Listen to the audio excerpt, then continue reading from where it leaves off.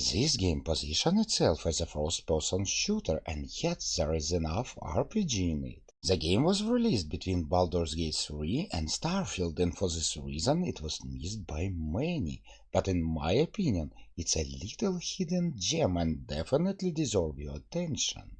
Today I will tell you about Immortals of Aveum. Release went poorly, the date was set incorrectly, the marketing was terrible, the number of technical issues was just overwhelming. And if you visit a Steam page, you will find hundreds of negative reviews, and 90% of those reviews connected to technical issues. Now, the technical condition of the game is excellent, developers done a good job with patching, but still you will need a very good PC to play it. For this game use Unreal Engine 5, and it's really very demanding. The plot will be a little bit simple, a little bit predictable, without any huge twists in the story, but it's interesting enough to continue playing. World is in war, evil tyrant is winning, a very little hope left. And of course you're here to change it all. Your main character, Jack, after a recent tragedy, found that he can control all three sources of magic, and it makes him unique in some kind.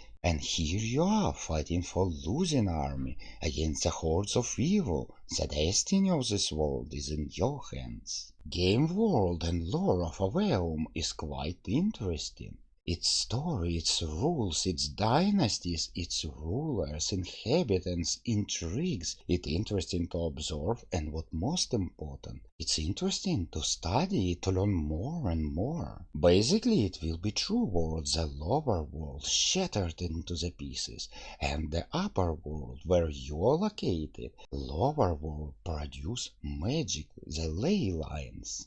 There will be three different kind of magic.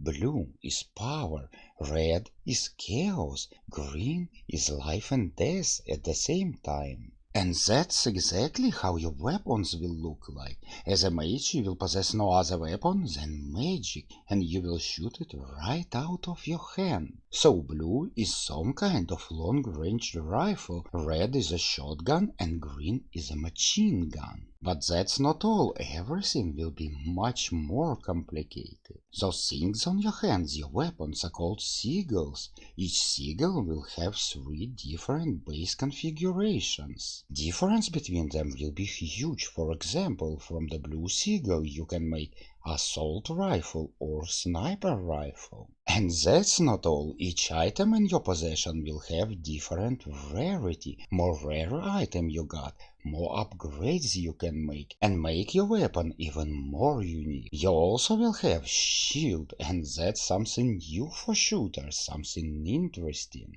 And you need to be very careful with this shield. Sometimes it can help, and sometimes it will allow your enemies to get too close to you. And that's not all, you will also possess 6 different spells. Those spells will play a huge role on the battlefield, they will require some mana to use. Each of those spells will be unique, one will allow you to break through enemy shields, other will allow to throw your enemies away from you. And never forget, you will have limited amount of mana, and that means limited amount of spells to use. And by the way, some enemies can be immune to some kinds of magic, and do you want it or not, you will have to change your sigil, your weapon, very often. But that's all only about your first hand.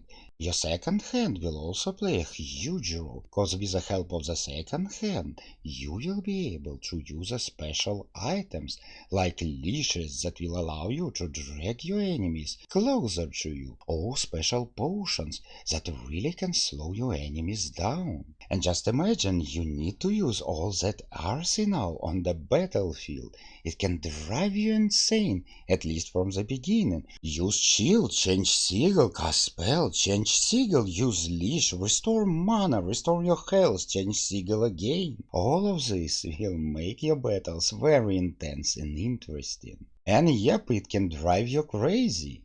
I guess that will be enough to enjoy a first-person shooter, but why I call this game an RPG? All world locations will be quite interesting, and while in usual shooter you just kill them all and go forward, here you will have to explore carefully, cause there will be just plenty of puzzles and hidden treasures, especially if you want to get yourself all achievements. There will be an ability to use portal and go back to location you already visit before, and in some way you will need to do it, cause some locations, some hidden places will be available only if you possess a certain skill, and you will not get the skill right from the beginning, you will get it further in your adventure. And that leads us to the second use of magic. Yeah, you can use magic not only in combat but during the world exploration also.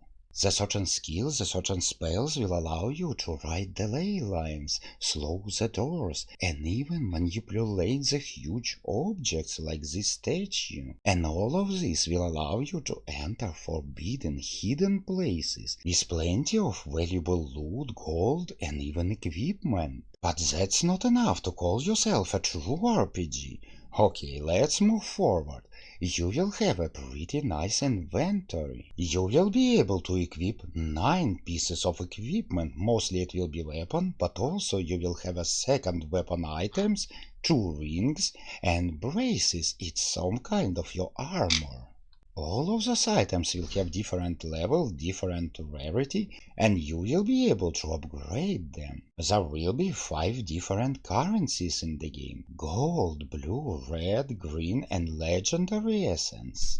That's why you will need to explore every level very carefully, and sometimes, many times, go back to previous level and explore it once again to get the precious currencies to make upgrades you really deserve. A huge talent tree adds another layer of RPGness to the game. Each color of magic will have its own branch of skills, branch of talents. To completely unlock one branch you will need 47 talent points. You will get those points by killing strong enemies, and during the whole playthrough you will get slightly more than 47 talent points. So you will be able to fully unlock only one skill tree. But luckily for us we have a reset talents feature. Yeah, it will require some gold, but you will be able to get all achievements and experiment in any way you like it. While the game is quite linear, at some point it will stop to hold you by your hand, and you will have to make your own decisions, choose your own places to explore. There will be side objectives such as cleaning the shrines, there will be plenty of mini bosses and real huge bosses.